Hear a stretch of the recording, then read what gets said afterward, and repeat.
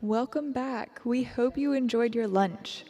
Please welcome Mr. Jason Martin, Director, Digital Capabilities and Security Center, to provide the Digital Capabilities and Security Center introduction.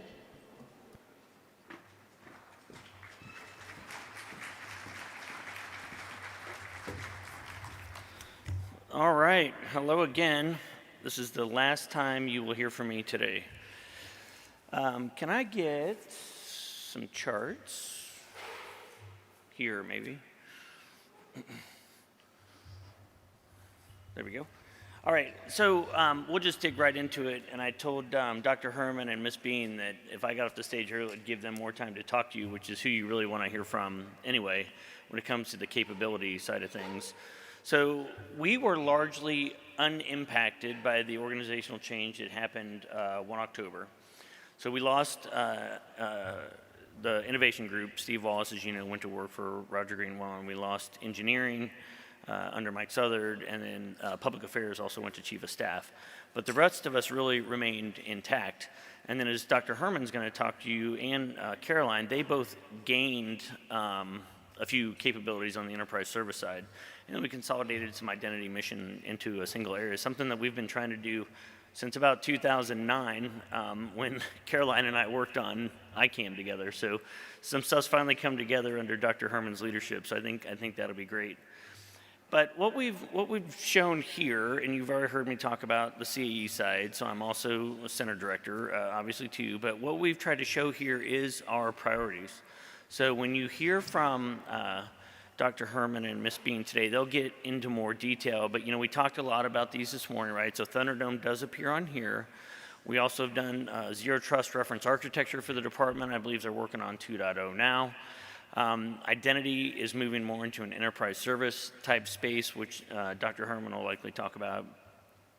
And then some of you probably know that we are fundamentally changing the cyber analytics landscape, something that we've been trying to do for quite a few years. Now we have a contract in place, and now the team's working through that. So from a big picture, a big ticket item under Dr. Herman, that's what we're trying to do.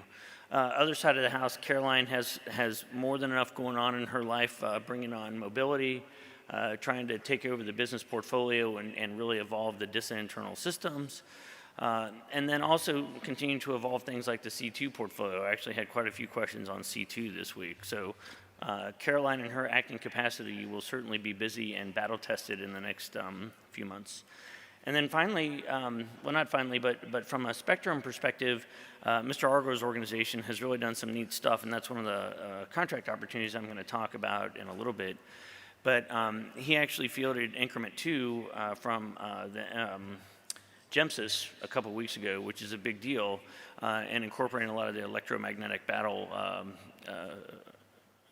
capabilities into GEMSIS. So I think that we're seeing some pretty neat things evolve and being built out in the center itself, and I think as we bring on the new leaders, I think you're going to see more and exciting new things that, that we've wanted to do, and I think, as we go through these zero baseline reviews, the SPA process we talked about earlier, I think that we'll be able to get some funding and some strategy lined up so that they can actually deliver some of these mission critical capabilities. So with that said, I'm going to go ahead and go to the contract chart, please.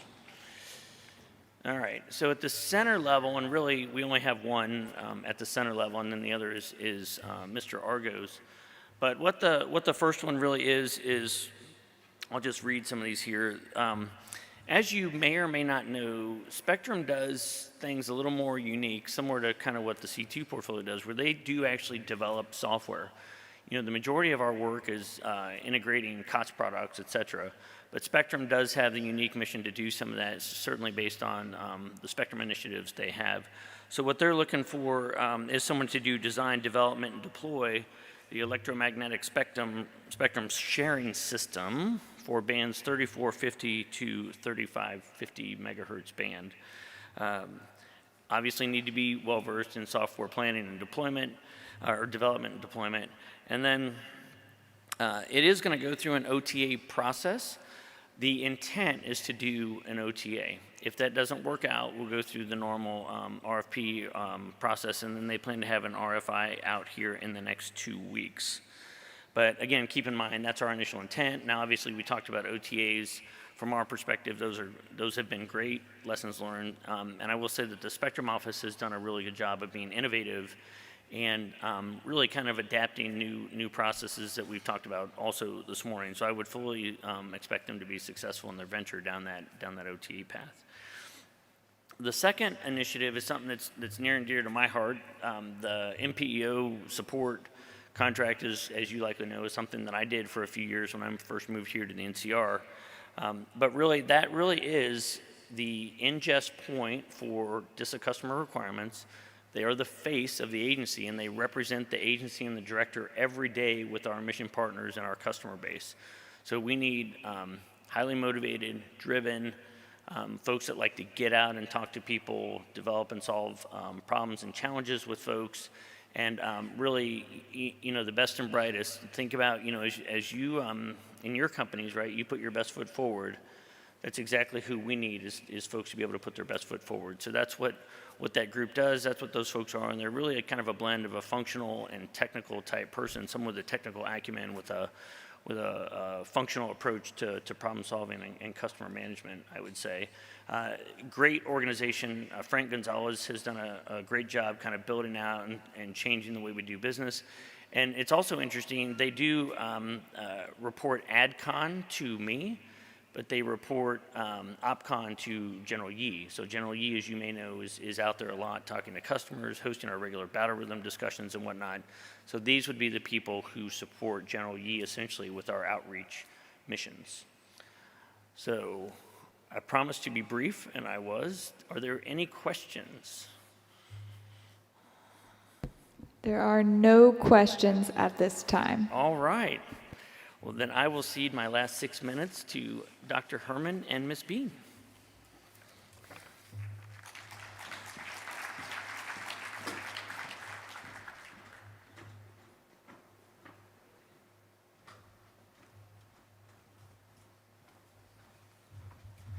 All right, good afternoon. I'm Brian Herman. I'm the Director for Cybersecurity and Analytics at DISA.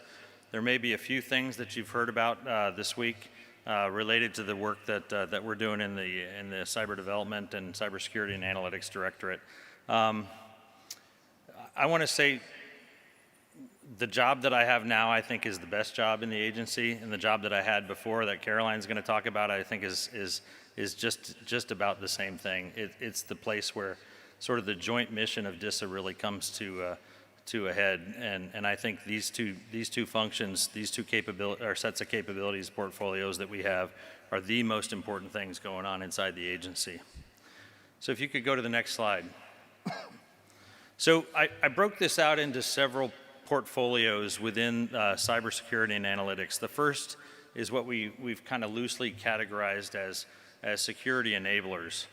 These things feed everything else that we're doing across the department. So one thing to make sure that I'm clear about, and I highlighted a few that I really want to talk about, Zero Trust is not a program. Zero Trust is kind of a concept for how we're going to work in the future, and it plays into a lot of things that we're going to do. So our team has put together a Zero Trust reference architecture, and are working on the second version of that reference architecture. The next one that I highlighted there is Identity, Credentialing, and Access Management, or ICAM. So everything that we do, whether it's Thunderdome, Zero Trust, all depends upon knowing who we're interacting with. And so the ICAM program is absolutely critical. It's something that we're working very hard on right now.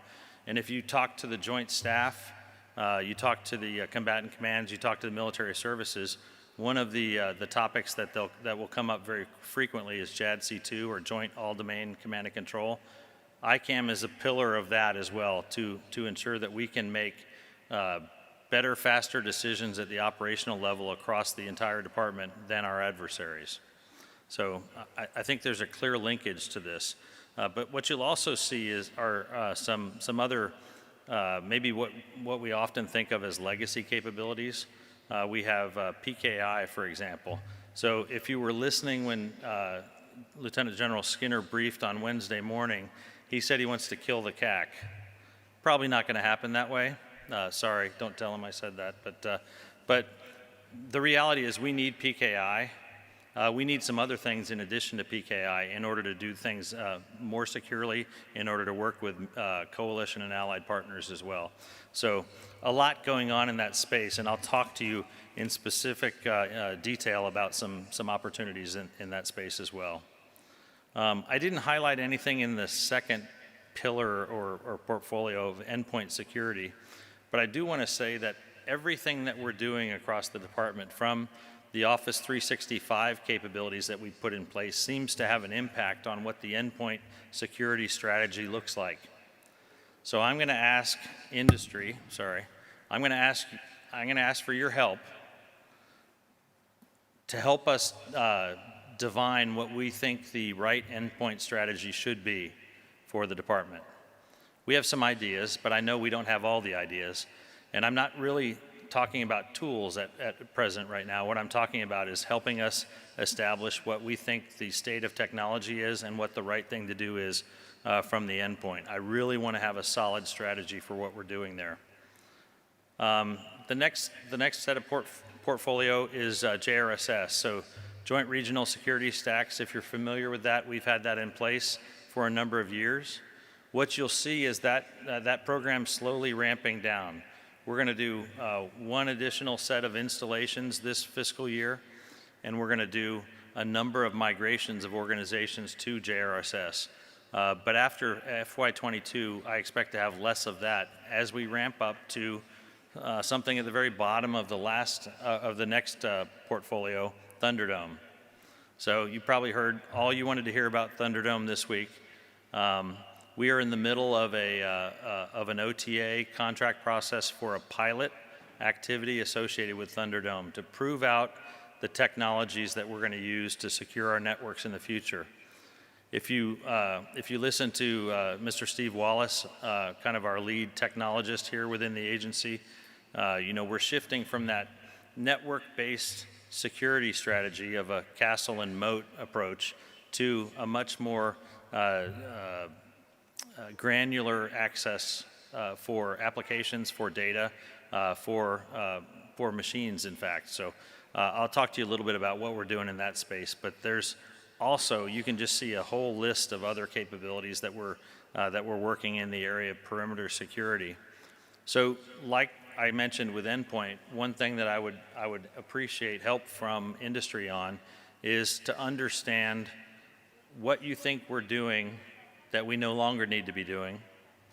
I've asked industry to tell me where their perimeter tools can show that they're actually proving the value of what we're investing in them, and I've asked our teams to do the same so that we can say for certain that those capabilities are really paying off from a cyber defense capability.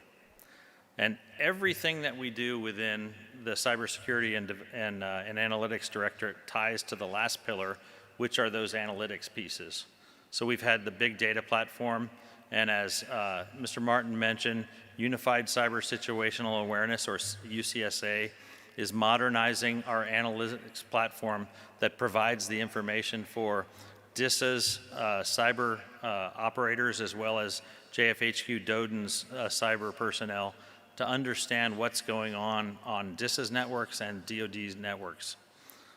So that's a really exciting place for us, and I think few people recognize that every one of the other portfolios actually feeds data into that analytics platform that we use. My belief is that our operators and our security professionals are drowning in that data.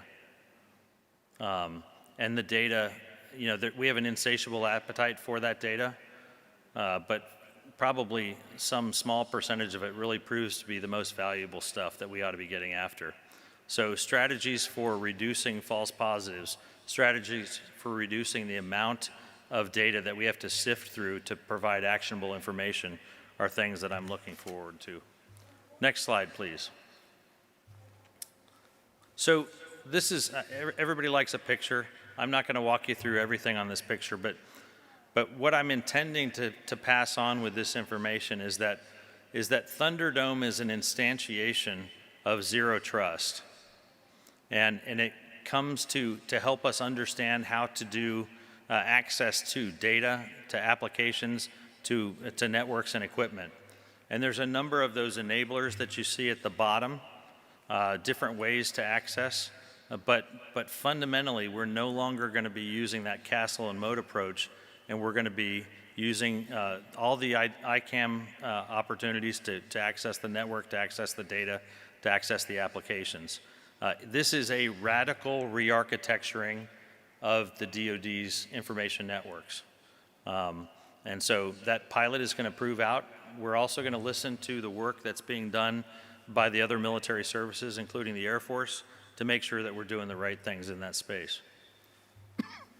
So while when you see the charts at the end of this presentation, you don't see a particular Thunderdome or a particular zero trust contracting opportunity, this is an implementation of zero trust, and the pilot activity is going to help us inform how we actually implement this across the entire department.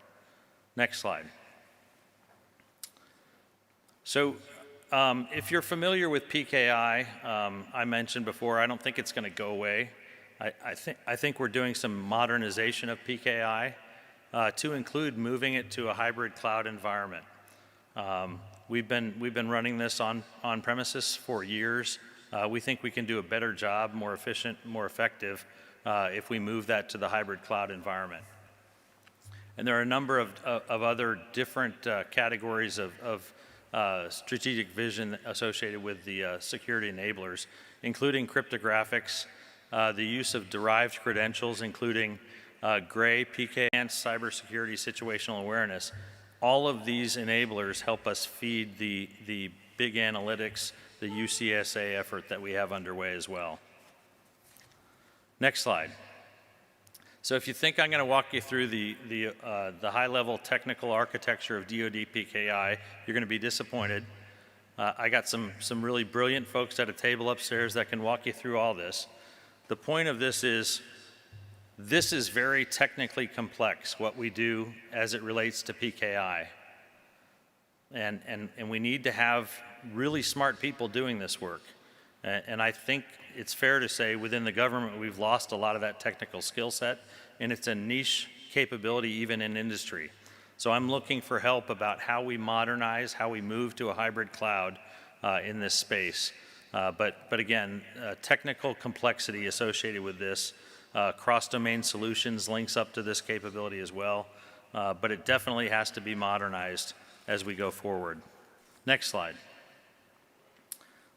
So again, this says architecture, but I want you to take away from this slide that we have not just a technically complex architecture, but we have a policy complexity associated with how we do PKI and encryption in the Department of Defense. We have policy that comes from DoD CIO, NSA, DMDC. We do the implementation of that work as well. So there's a lot going on in this space, and we could definitely use some help, as I mentioned before, as we get after gray PKI and purebred for classified devices. It may sound like a niche capability, but I think it's tremendously important, and I would even be interested in your thoughts on how we grow the competency within the department as well. Next slide. Okay, I mentioned that Endpoint links to a lot of different things going on across the department, across the agency. We have to improve the security of our endpoints and the data that feeds to our UCSA platform. Comply to connect, the second piece of that, is a key piece of the overall zero trust strategy. Are we doing that well? Is there something else that you can help us do that better? And then automate the patch management and detection. So if you think about what we're trying to do with ICAM and zero trust, we want to understand, especially on the endpoint, we want to understand where the endpoint is coming from and whether the endpoint is managed, whether the endpoint is patched, so that we can make granular security decisions about what data and applications we will allow you to access. So that's what we're trying to get after, and that's why Endpoint plays into the overall ICAM as well as zero trust efforts. Next slide, please. So within perimeter, so traditionally we've had that moat I told you about from a network perspective. We're going to change that, and we're going to make those granular policy access decisions based on the information I just told you about as it relates to the devices themselves, but also the individual that's asking for that access. Who are they? Can we verify their identity? And what data and applications do they have access for? There's far-reaching impacts to what I just said. We have to not only know who they are through ICAM, we have to have information about what applications and data they're authorized to have access for. In a zero trust environment, you assume that the network has been breached and that all access is subject to very detailed assessment. And that's what we're doing with Thunderdome. That's what we're doing with zero trust as well. In that perimeter space, we also do what we've historically called EEMSG, mail security gateways, looking for threats that come in. So you think about all the threats that come to commercial industry via email. We've been very effective at doing this in the past. Sometimes it makes our email a little bit less functional. So we're looking at technologies that will allow us to not neuter the links that come into emails, because we can evaluate the security of where that link leads us to. And we combine that with things like cloud-based internet isolation, CBII, to provide a safer network environment for the overall Department of Defense. So next slide, or I guess two ahead actually. So here's a few acquisition opportunities, but like I said, the specific opportunities are important, but your help, your thoughts on overall strategy and how we get to that zero trust environment is really kind of fundamentally the question that I'm asking of industry right now. So I mentioned PKI modernization. We need that niche capability. We need to help move this to the cloud. One of the elements of complexity for PKI is that we have to carry sustainment of those PKI servers for a long time, because they don't expire for a long time. And so how we move to a hybrid cloud environment and not cause a loss of functionality for the department. Because if you think about it, that common access card, the PKI credentialing, is what we use to do everything across the department right now. And we got to work on that strategy, but we also have to technically do this in a smart way that doesn't cause us to interrupt ourselves. So we have an opportunity for us to get some help. We expect that's going to be released next quarter with an award in FY23. Next slide. As I mentioned before, Endpoint is complex. If you look at the bundling of capabilities among the different vendors that are out there, kind of navigating the way forward in that area is something we definitely need help with.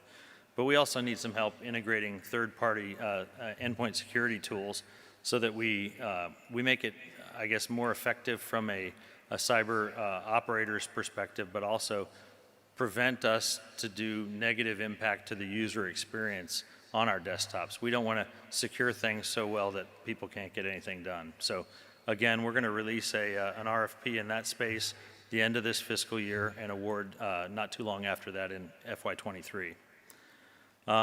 The assured compliance assessment support is going to come out significantly down the road, actually, the very beginning of FY24. But basically, you know, like all of these Comply to Connect and security tools, we're looking for modernized ways for us to assure ACAS support. Next slide. The demilitarized zone engineering and support is a pretty straightforward opportunity that's coming out late next fiscal year to help us in that space, to give us some engineering support and program management support for our DMZ effort. And likewise, at the bottom of that slide, you'll see the DNS hardening effort that will come out at the end of, actually at exactly the same timeline as the DMC hardening. So that's almost government support directly to the program offices. So that's a summary of the opportunities that we have in ID. I'll take a moment to pause for questions before I turn it over to Caroline. Thank you, sir.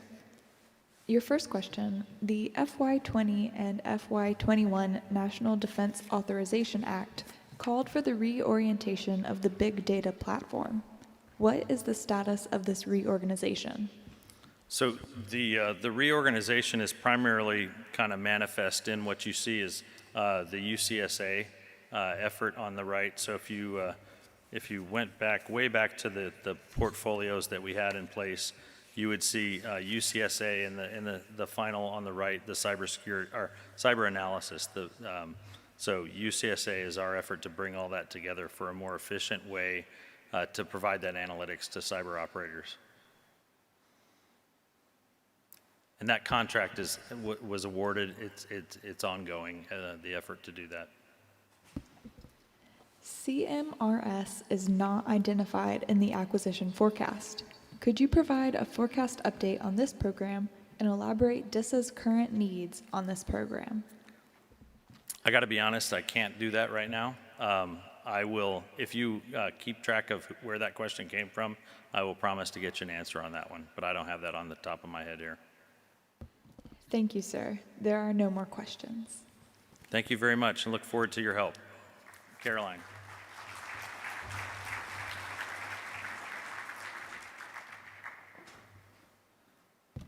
Please welcome Ms. Caroline Bean, Acting Director, Joint Enterprise Services Directorate.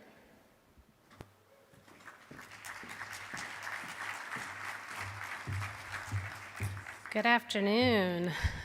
So as the food's starting to settle in, hopefully you'll stay awake from me here for the next few moments I have. So I will tell you, no offense to any of my peers, but I think I've got the coolest directorate with the coolest portfolios, and I will share a little bit about why that is, and as we dive into what we have going on within enterprise services. It's definitely a very active directorate, especially with some of the new additions that we've received recently. It's really an opportunity to take a look holistically around the enterprise services and what we're providing. With Dr. Herman going over into the cybersecurity aspects, really laying down that foundation of what all of the enterprise services utilize. And so a lot of what you've heard already from my peers with the operations and hack, and some of the things that Mr. Means and others have talked about, there is really that cross-functional thread that you'll see threading that happens across the centers. So we're really excited to work alongside my peers to make sure that we're doing the best and providing the most efficient services for you. So let's get started.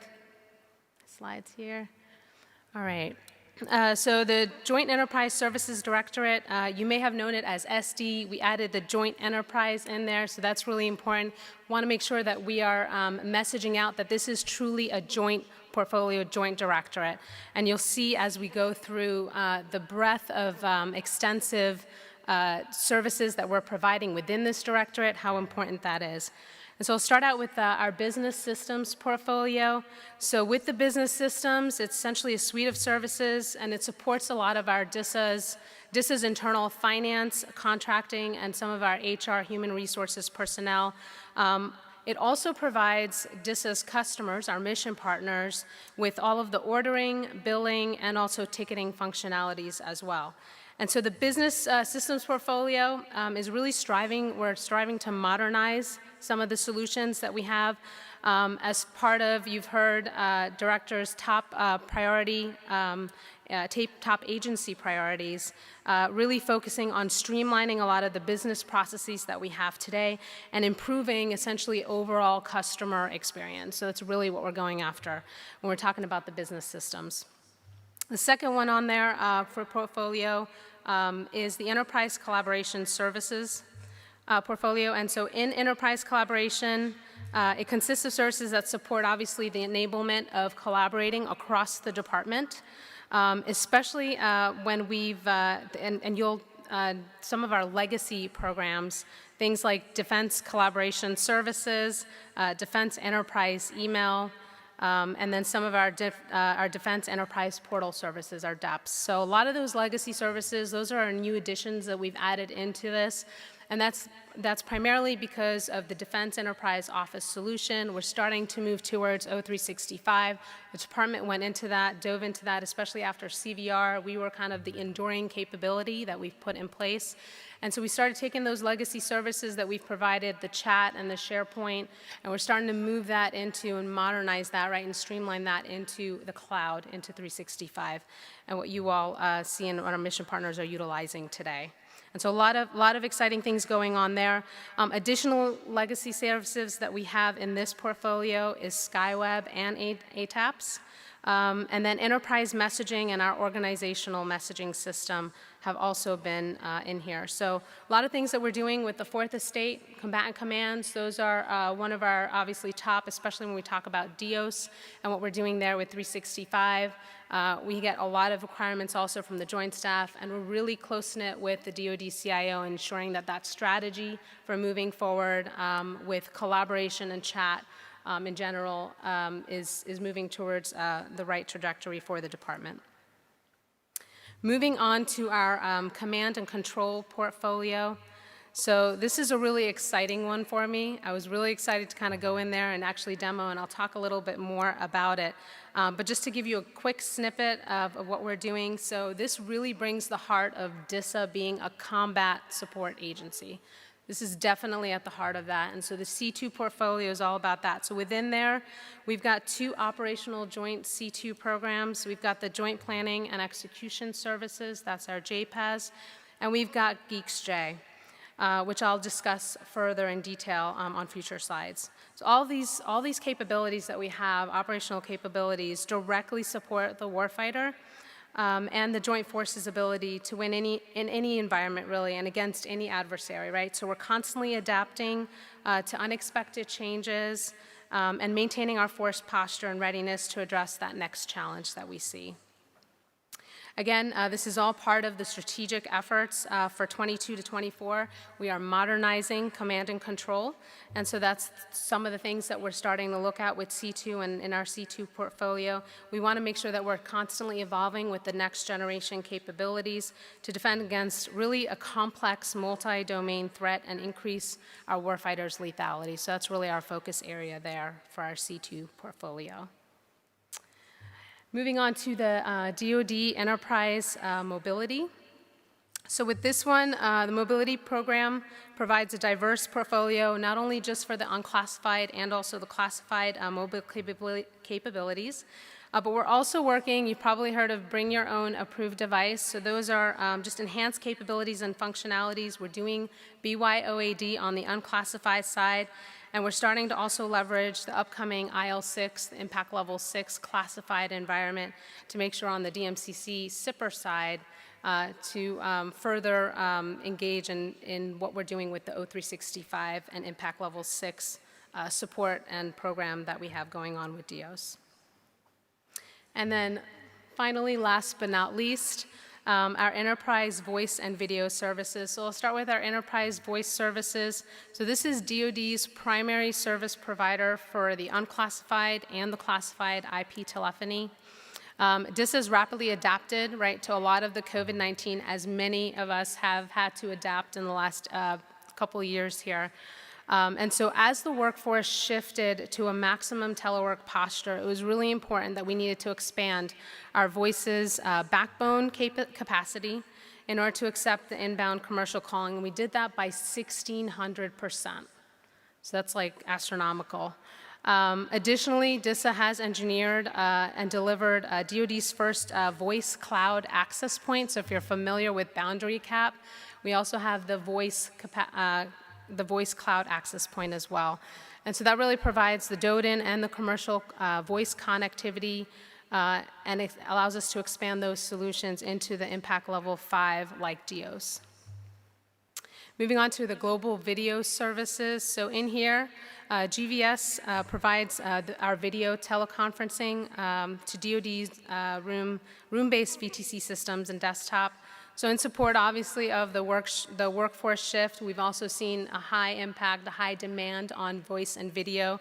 And so as part of that, the capacity of the GVS infrastructure also had to expand in order to meet that increased demand. So that was doubled to ensure we continue those classified communications that increased in the demand of what we were doing within the department. We continue to evolve and support the DoD by working, again, to modernize, which is modernize GVS to a more cloud-hosted, virtualized architecture VTC service. It'll allow for browser-based VTC accessibilities, ultimately for our end users.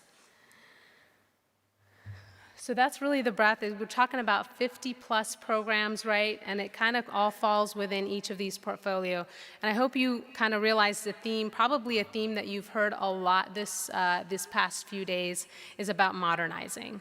It's taking what we have today and being able to do, to streamline it, to go to the cloud, to get smarter about how we're hosting things.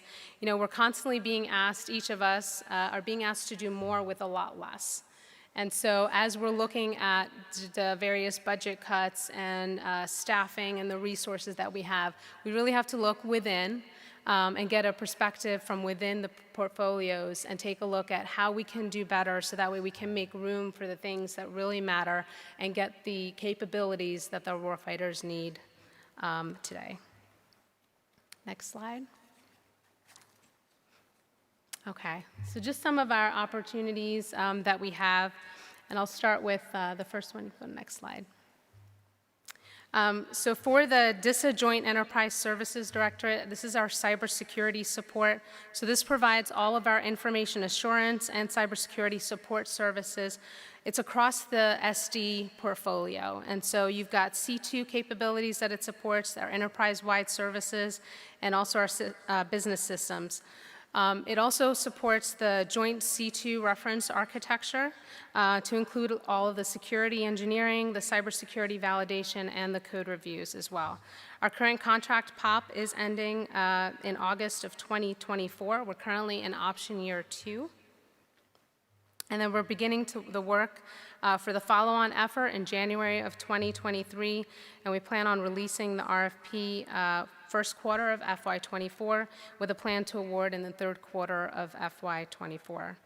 So with our follow-on strategy, we plan on awarding a follow-on vehicle that would provide really the flexibility to better manage our changing program requirements as well as accommodate any other additional requirements that are coming in to support any new program initiatives that come our way in the future.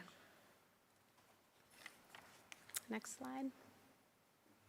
Okay, so this gets to the really cool stuff. So when I said I had a really cool portfolio, this is where it all lands.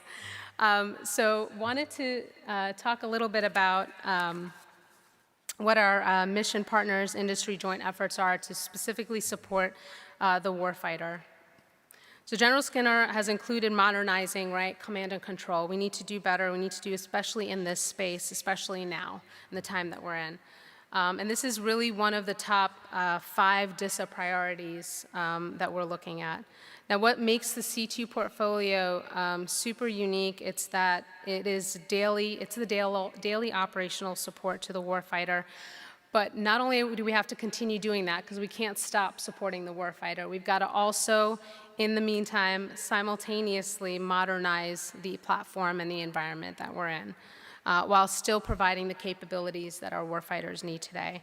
And so C2 portfolio is using DevSecOps methodology to modernize, and it's supported by a government toolchain known as the C2 Software Factory, also known as C2SF.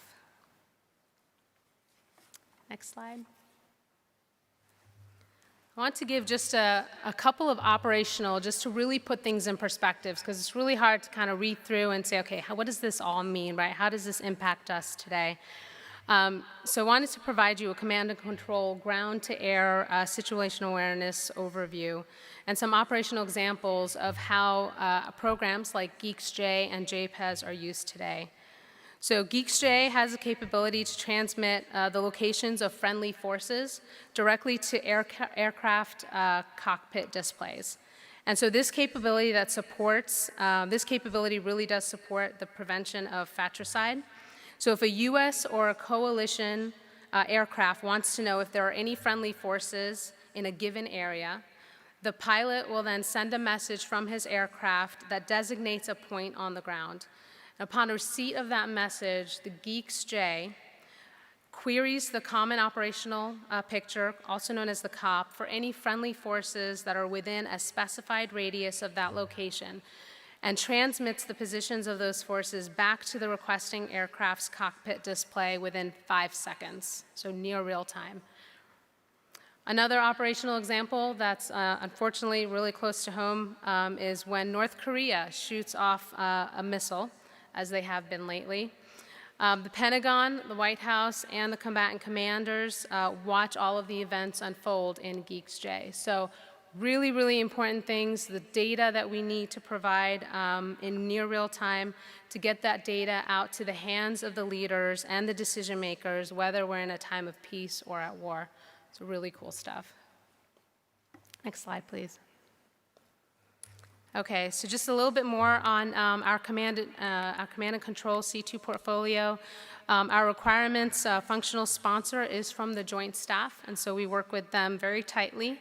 We have our GEEX-J, which is our global command and control service system joint. And that is the DoD's system of record for situational awareness. So it's accomplished through a common operational picture, so very similar to what I showed you with those scenarios that I talked about previously.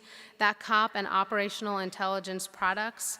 GEEX-J is a very large and complex system. So there's definitely a lot that we have to get our hands wrapped around, especially when we talk about modernizing and continuing to keep going and provide these capabilities to those that need it. GEEX-J is moving from a software provider role to a predominantly service provider role with its modernization efforts. So what does that look like? It means moving to a secure secret cloud in the impact level 6 with a warfighter designed web front end. And the plan is to complete this by the end of fiscal year 24. With JPES, our Joint Planning and Execution Services consists of 2 operational systems that we have. So we have our Joint Operations Planning and Execution System, that's our JOPS capability, and then we have our Joint Capability Requirements Manager, which we call JSRM. The Joint Force capabilities are requested and sourced in JSRM. And so deployments, essentially, that are authorized by the SecDef, so think about the Afghanistan deployments that we recently had to do. Any of those deployments that are authorized by the SecDef and transportation of those forces are all planned and executed in the JOPS program and that capability. Now, JPES is the modernization of JOPS and currently is planned for delivery in March of 2023.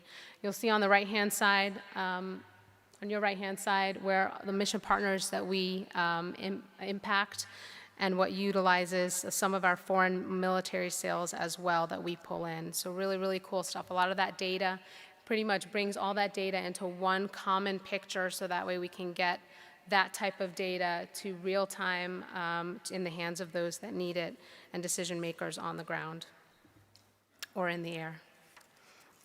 Next slide. Okay, so a couple of other opportunities that I wanted to go to. You can go to the next slide. We have our C2 portfolio, test and evaluation.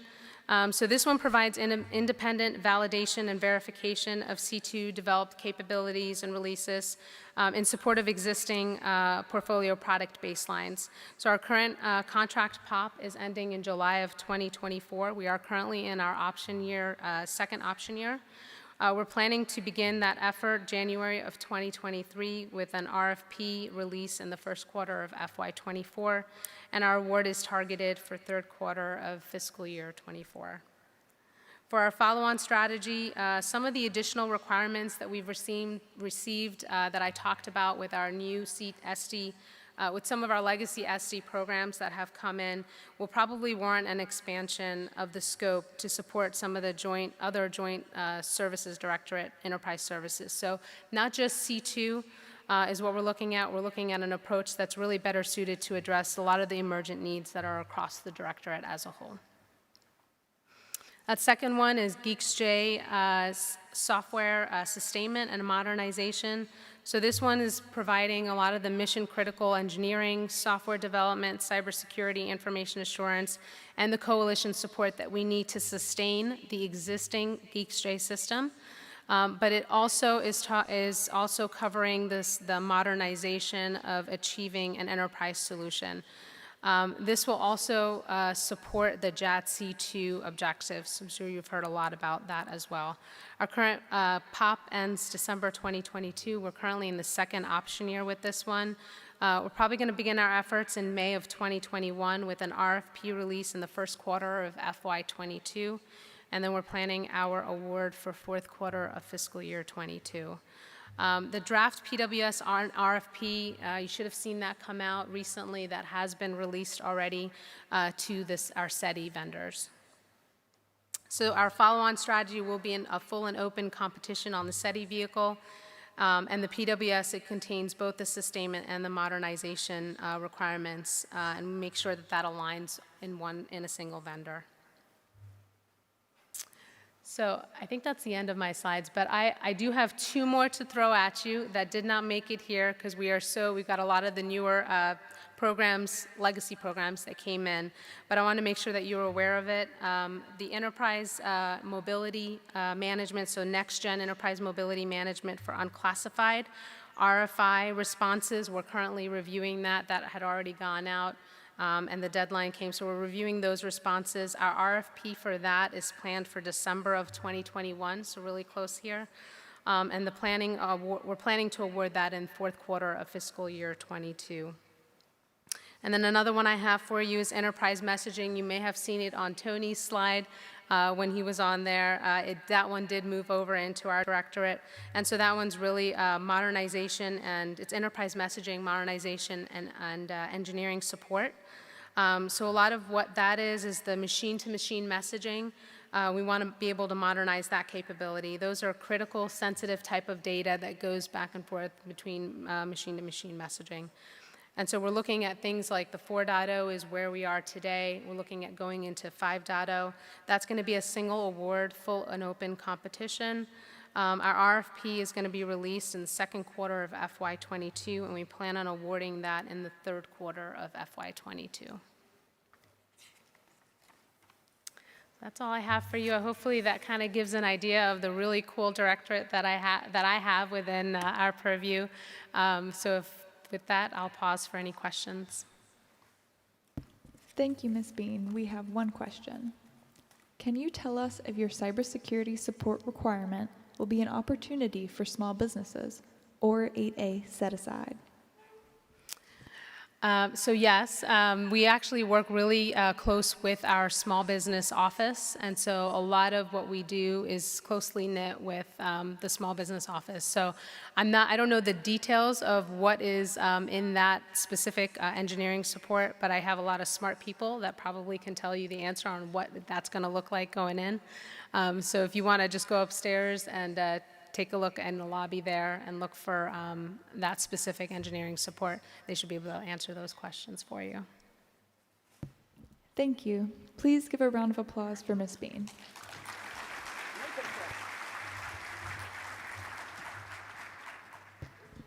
Please welcome Victor Shirley, Chief of Staff of the Joint Service Provider.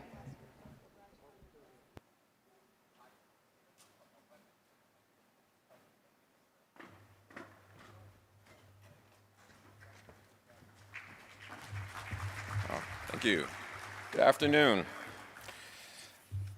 Carolyn, you guys do a lot of cool stuff.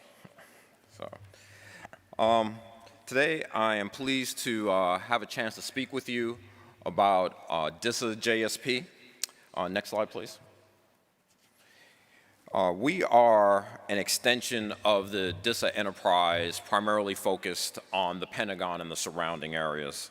We have a broad, diverse customer base, and anyone who knows about the Pentagon knows they're all VIPs. So that makes for a very challenging, ever-changing environment that keeps us on our toes, and we are looking forward to working with industry to help us deliver better service to our customers. Again, we do the common IT for the building. Don't let the word common fool you that it's just a couple of things, because obviously our customers are looking at high availability, high reliability, resilient networks for them to do their mission and allow our customers to then service the warfighters. So as this slide depicts, on the left side, it just kind of shows you a small sampling of what our customer base is like. It's not all inclusive. And then along the bottom, you can see some of the additional locations that we maintain. Again, this is just a small sampling. It's not all inclusive. So again, our primary mission being the Pentagon, but those offices that are within the Pentagon have alternate locations that we do have to extend our networks out to at times. On the right side, you can see our service areas, and just to kind of highlight, we maintain 6.4 petabytes of storage for our customers, manage over 4,300 servers, and we have approximately 18,000 network devices in our small E enterprise. We also have found during this pandemic that mobility is growing and needed, and we need more collaborative services in which our customers need to be able to do their work remotely. So we manage all the way to the desktop, provide mobile equipment, provide phones, and secure solutions in which that they can function outside of the traditional office areas. And at the heart of all this, of course, is our service desk, which is often the first point of entry for any customer.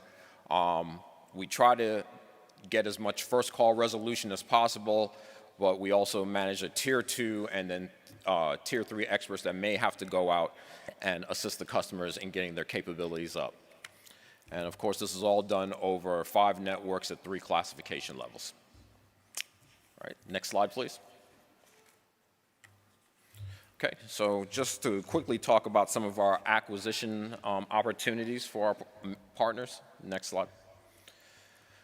The first 2 I'm going to kind of lump together because they're what you would consider administrative.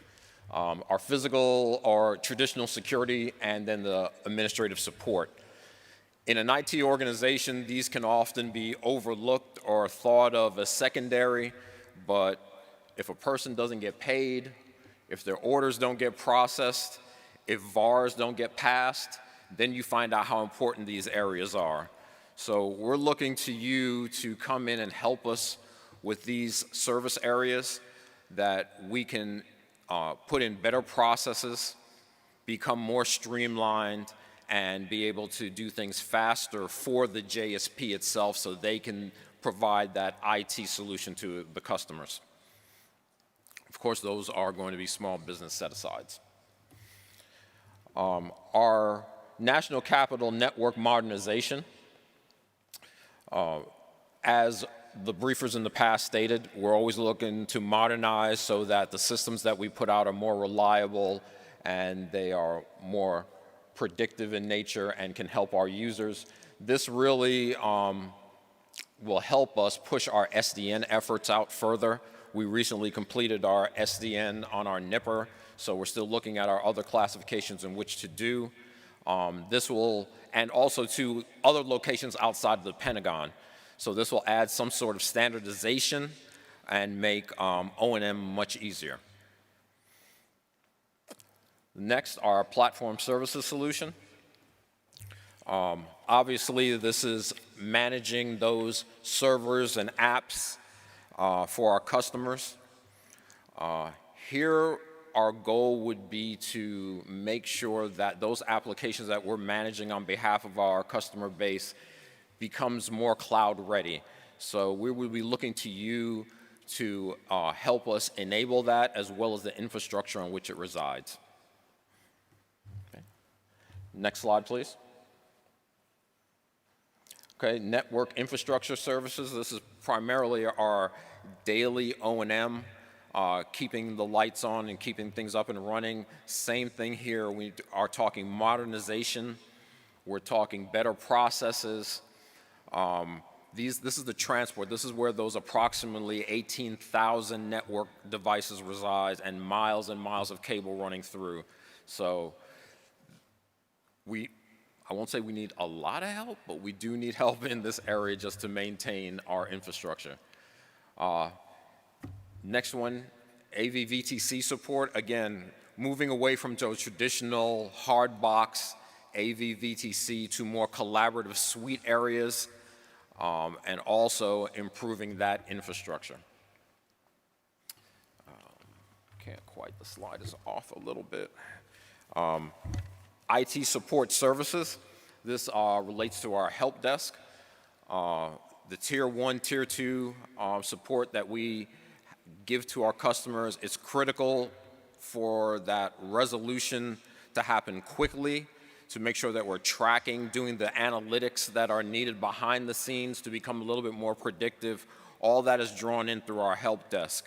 And compiling that information and, again, being a little bit more proactive in trying to solve problems before they actually hit the customers and become an issue.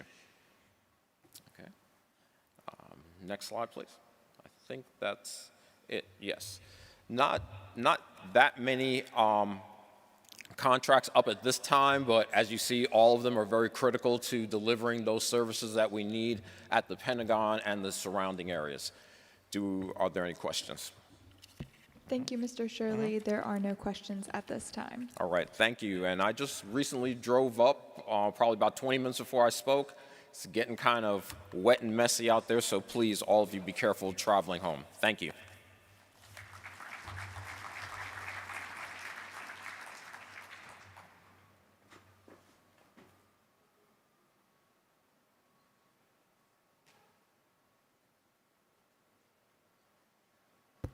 At this time, we will pause for a 45-minute break.